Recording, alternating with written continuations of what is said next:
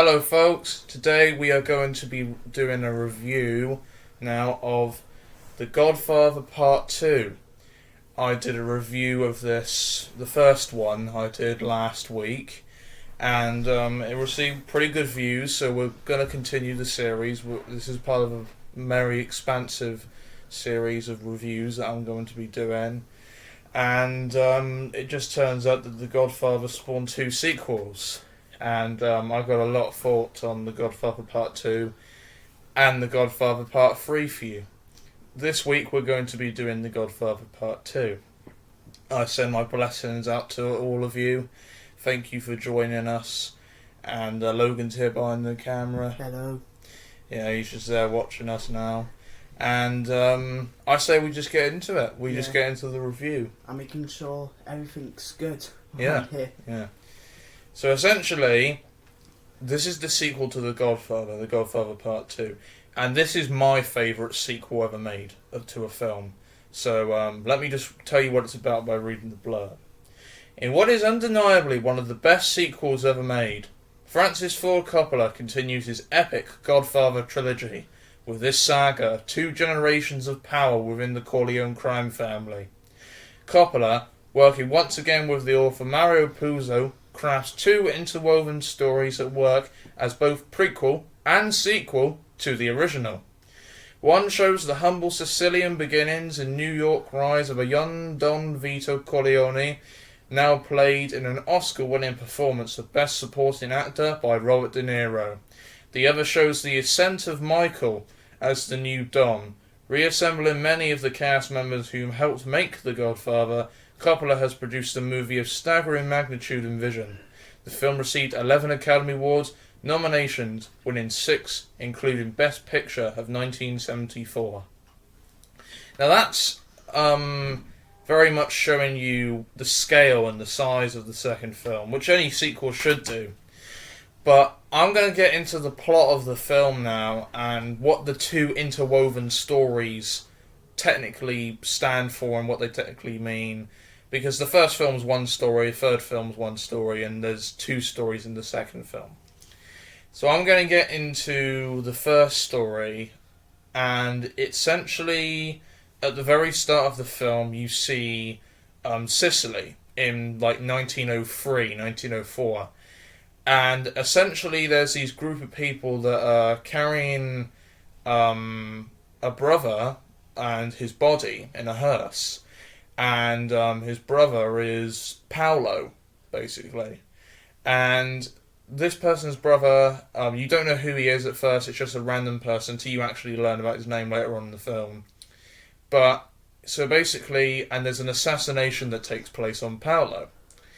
And they say, oh, he killed Paolo. And so essentially, we learn that the mother of the son that got killed, and the brother, goes to a Don in the nearby Sicilian village that they live in.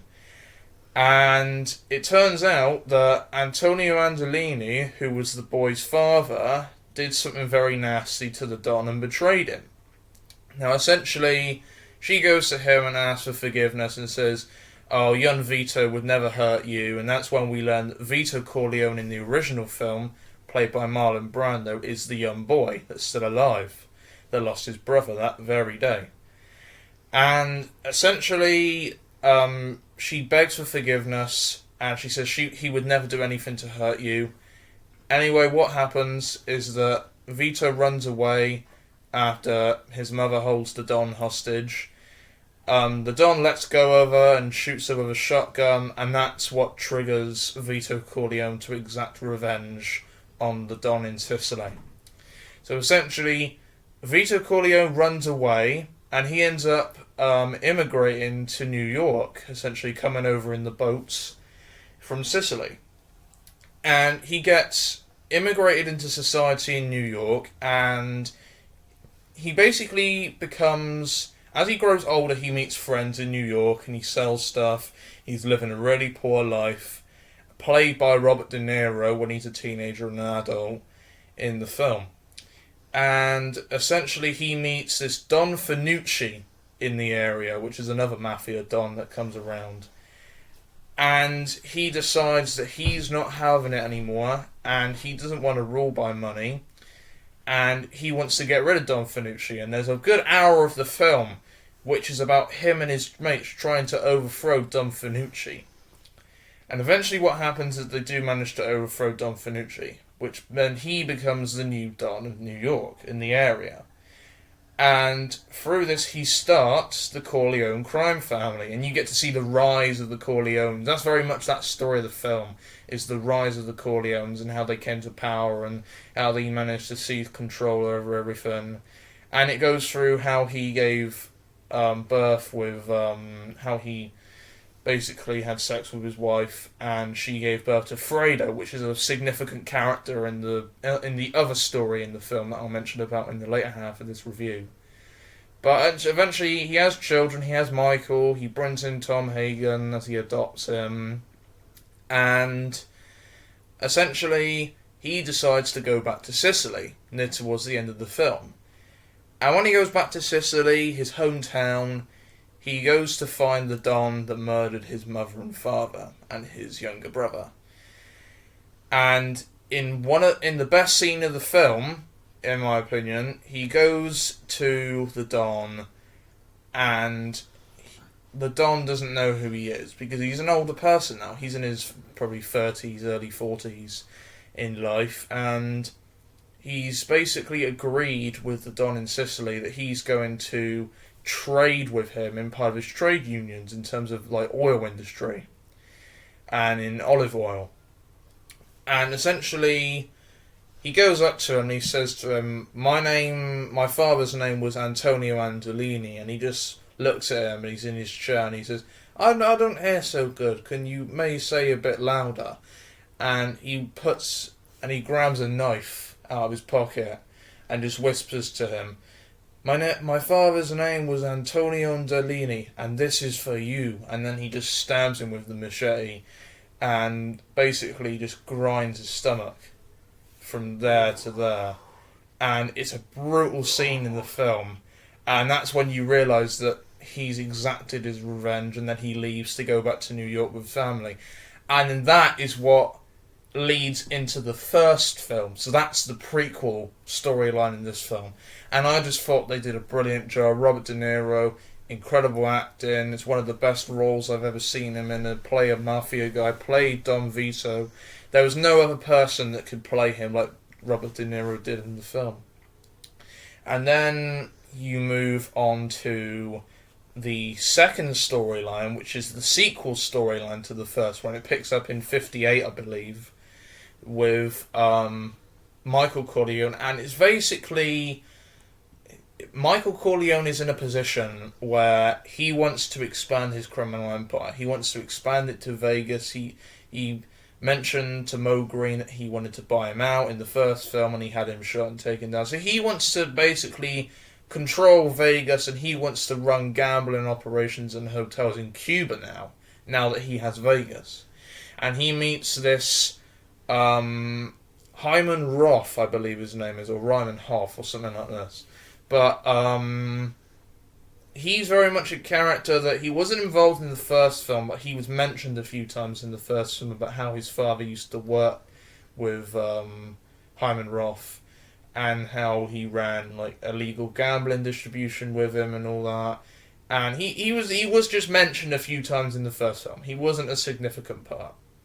But then you get in like the first 20 minutes of the film, because it's told in a non-linear fashion. So the first bit of the prequel storyline happens, and then it fast forwards to 1958, and then it goes back to 1920s and focuses on the Vito storyline in the film. So it's very much like back and forth with like 20-minute sequences throughout the film.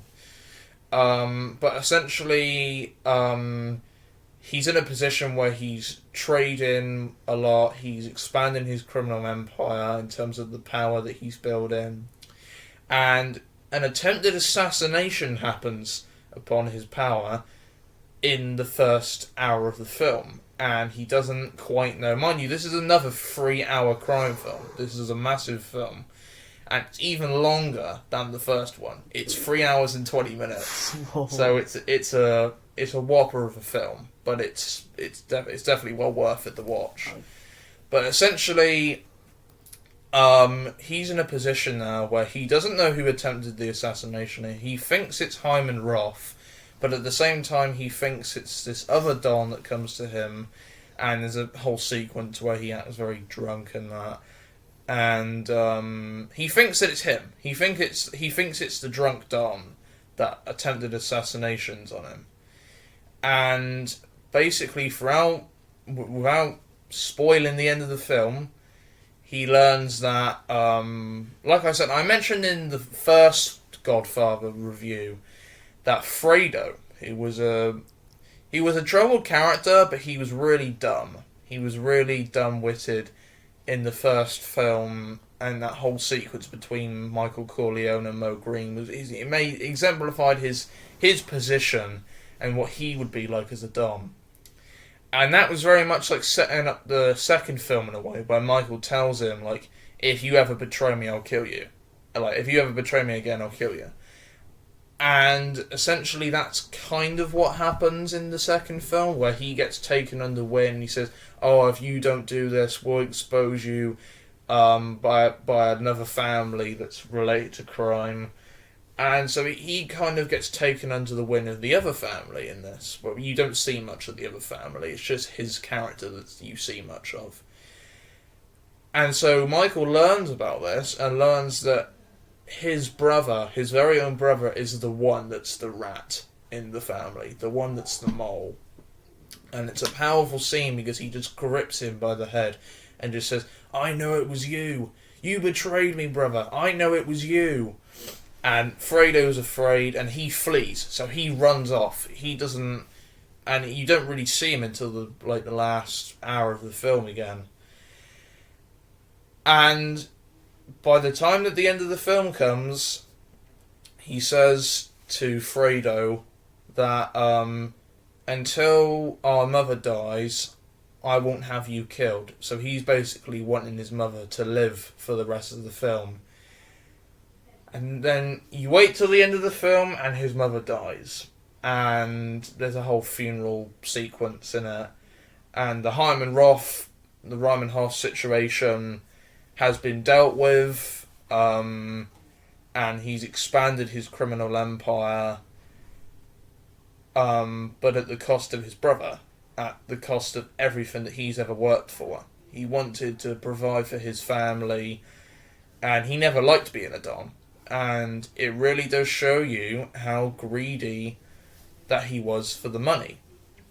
And how part of it, he was very upset by it, and part of it, he was 50-50, Michael. He had family in that he wanted to provide for, and then the other 50 of it was greed and money and pride. And he wanted to eliminate everyone by the end of the film. And, so essentially, culminating in the last sequence of the film where Fredo gets on a boat and rides out into the middle of the lake near his private resort. And without giving it away, something happens, and the last shot of the film is Michael just looking down in shame upon himself. And it's a powerful scene, and it's a scene that's explored more in the third film that concludes the trilogy, about how Michael has felt regret for many years, and he's an old man in the third one, so that makes more sense. But when you watch it with the context of the film, and especially that scene like I've referenced already in the first film, between Michael and Mo Green and Fredo, it just impacts it even harder, and it's really sad to watch as Michael, he continues his criminal empire, but at the cost of his family. So he's lost part of his family, he's lost his faith in his sister, he's lost his faith in his brother, he's lost Sonny, he's lost his father, and in fact, another thing I haven't mentioned yet is that he loses his wife, Kate, that he gets married to at the end of the first film, in that she decides that she wants an abortion, because she can't stand to face having an abortion. She can't stand to have a baby that's just going to grow up to be a mafia person. She can't stand that. She's already had a child. And she doesn't want to bring another child into the world of violence and corruption that Michael Corleone has made, essentially, and is controlling. So she wanted an abortion, and there's a really gripping scene where he smacks her in the mouth, and he says, "I want you out." And essentially, they get divorced, and she leaves him, and so he loses his wife. He loses his wife, he loses his part of his children, he loses his family, he loses his he loses everything in this film, basically, except money and the power. That's the only thing that he doesn't lose. And the ending of the film is supposed to signify that he has become a mafia don, but at the price of his family. And now that he's eliminated all his enemies and everybody around him that has power elsewhere, it means that he's lonely. He's lonely at the top of the mountain, essentially. And it's sad. It's very sad to watch, but it's powerful, and that's what I think is really good about the second film as well as the first film. So now I'm going to briefly get into the characters, not as much as the first film, obviously, because the first film, I reference the characters. I'm not going to reference Michael because I've just spoke about him a lot and how he feels very much conflicted in the position that he's in. But I'm going to talk about Vito is in the first half of the film, in the first story, and how, like I said, I think he's a brilliant character, and you can certainly see a lot of the things that was in the first film that he came influenced from in the second film, in that storyline. And I love the whole theme of vengeance, that he's destined and determined to get his vengeance for his family. And that's what I love about the first story. And then, in terms of characters in the second story, I would say that Hyman Roth, Fredo was a standout, because Fredo was always a conflicted character. He never wanted to betray his brother, but he had to for the safety of his own life.